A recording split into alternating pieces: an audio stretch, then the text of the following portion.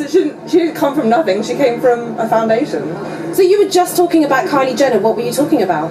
How, like, it's crazy that she's, like, the youngest billionaire, like, in the world. Why is it crazy? Because she's, like, our age, and it's, like...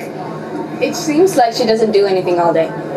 But, I mean, it's fun because, like, if you have that opportunity coming from, like, that family, you know what I mean? Like, you're taking your opportunities. Like, we would do the same. Mark Zuckerberg was declared a billionaire by 23, and if Kylie continues on this projection, she could be one before 22. And superfans are helping. They're crowdfunding to get her to that mark. Chichi Azundu, BBC News. Well, with me in the studio is Jessica Bolton, who is the showbiz editor at the Daily Mirror. Fill in some of the gaps there. How has she achieved this, in your view? Well, she has been incredibly clever. Obviously, as we know, Keeping Up with the Kardashians started as a reality show in America in 2007. At that point, Kylie was 10 years old, 10 years old. When she finally sort of came of age, of 18, most of the eyes were kind of on Kendall, her sister, who's just a year older. Everyone saw her, she was going to be a model, everyone was very excited about her. In some ways, Kylie was this sort of slightly awkward teenager still. We weren't really quite sure where she was going to fit in with the sort of Kardashian story. Suddenly, out of nowhere, she kind of did the very clever thing. She became a big Instagram star. Her pictures were phenomenal. There was these pictures of Kylie out there on the streets. You saw the pat pictures. She didn't look that great. You saw the pictures on Instagram. Suddenly, this girl just looked transformed. She was like the mini Kim Kardashian in the making. And the fans loved that. And it was all about the makeup. So people could relate to that. You could see, you know, yes, you can all look like Kim Kardashian a little bit. Specifically this lip kit that she was selling. Yes, she started these about 3 years ago. So it was the Kylie lip kit. It's about $30 in the States. It is literally a lip kit with a lip liner. But fans just can't get enough of it because they see her use it, they see her put it on. She looks amazing. She's got these great big full lips, which we know and she's admitted were using fillers. Well, but she's stopping that now. But she's stopping it as of this week. So when she was using fillers, people loved her so much that there was a 70% rise in inquiries in UK teens about how to get them. Now it's going the other way. The people are already getting inquiries about dissolving. What about this reservation that we saw aired there about how self-made is she really? There is that question. Obviously, she's made off the back of the Kardashian show. She comes from a wealthy family. She comes from a wealthy family.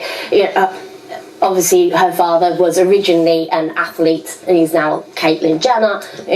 She's now Caitlyn Jenner. It's you know, she's from a wealthy family. She has got that. She has got the show as a background, but she has used it very, very cleverly. So she has done something for it. Can you call that self-made when you have a platform that's reaching hundreds of millions of people? Not really. But at least she has used it in a business sense to actually achieve something. Now, Kim is only worth 350 million. So the fact that her little sister is worth nearly 3 times more does show a lot of savvy. So, okay, self-made might be a little bit far-stretched, but I still think, you know, you've got to give her some kudos. I like your use of the word only in advance of what Kim Kardashian is. Well, Jessica, thank you very much indeed, Jessica Bolton of the Daily Mirror. A children's store has abandoned a cheap teddy bear offer today for safety reasons. This after shoppers queued for hours in chaotic scenes. The Build-A-Bear workshop was offering UK customers a chance to buy any bear, which can cost up to £52 for the price of their child's age. The company said the response was overwhelming and unprecedented, as you could see there. Well, now it's time for the final edition of Meet the Author. Jim Naughtie talks to the author Tommy Orange about his new book, There, A Journey into Native American Life. Tommy Orange has written an unusual American novel. Unusual because for most of his readers it will be their first journey into Native American life, to the sound of a dozen voices of the characters who are bound for the big powwow and who each tell their own story about how their way of life has become urbanised, about the anger that's always simmering underneath because many of them have become outcasts in their own country, about the tragic comic scene at the powwow itself when they put on the feather headdresses and do traditional dances. The novel There is a funny and sad picture of contemporary American life from a startling and original point of view. Welcome.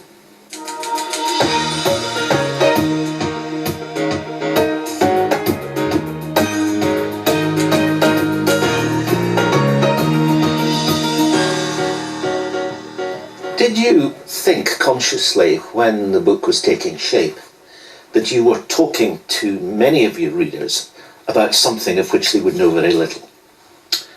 I actually wrote more for other Native people. I was in a Native writing community. The school that I teach at is the Institute of American Indian Arts in Santa Fe, New Mexico. And even though some of the information some of the Native audience knows, I wanted to write in a compelling way that would be interesting even to people who already knew the information. So I really tried to hone specifically the prologue and the interlude. So even if that audience already knew the information, I wanted it to be compelling and to feel new. Well, you mentioned the prologue, and I think those who are not familiar with the story of the Native American experience, or at least familiar with it only in the broadest terms, outside the United States, for example, will find it very raw and fierce. I mean, it is a terribly sad story. Yeah, I mean, it was surprising to me because I did research myself. You don't just come into being Native with knowledge, and the schools definitely don't teach. If anything, they teach a candy-coated version, meant to make it seem more like a heroic adventure across an empty frontier. So in the research that I was doing, I was surprised to find a lot of facts that are very easy to look up if you care. And so I also, I wanted to make all the information not just a preachy, Sure. This was sad and bad and you all should feel bad. And, I wanted to make it something that was readable. Well, it's a novel. It's a story about a dozen people who are heading for this great powwow. Now, how would you describe the great powwow itself? I mean, how would you, to an outsider, what would you say it meant? So I chose a powwow as a setting for the ending because, so the urban Indian experience is what I talk about. This is Native people that were born and raised in the city. So a powwow and an urban Indian have a lot of parallels. Urban Indian people tend to be intertribal because you had a lot of people coming from reservations in the 50s and 60s on relocation, and a lot of different tribes coming together into one place. So you had intermarriage and people that end up 2 or 3 tribes. So powwows are a whole bunch of tribes coming together, all celebrating sort of one culture in a sense. And there is a sort of pan-Indianism there that certain tribes, they like to keep their particular tribal essence intact and are sort of against pan-Indianism, but there's something beautiful about everyone coming together and celebrating one culture of Native people and with all of our samenesses instead of our differences. To people of your generation, how important do